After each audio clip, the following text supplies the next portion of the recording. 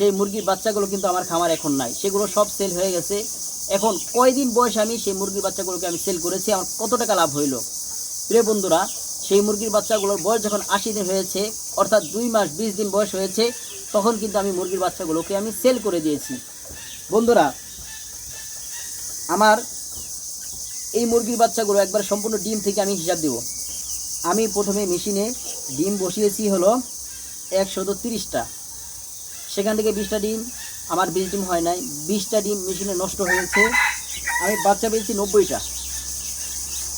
এই 90টা বাচ্চাতে আমি বোর্ডিং করেছি, সেই বোর্ডিংয়ে আমার মাত্র 2টা বাচ্চা মারা গেছে। একটি বাচ্চা প্রতিবন্ধী ছিল, আরেকটি বাচ্চা আমার খাঁচার নিচে পড়ে, ভ্যাকসিন দেওয়ার সময় খাঁচার নিচে পড়ে মারা গেছে। এই 2টা বাচ্চা ছাড়া একটি বাচ্চাও কিন্তু আমার মারা যায় নাই। তো এই মুরগিগুলো আমি বিক্রি করেছি 80 দিন বয়সে। এর আগেও আমার কিছু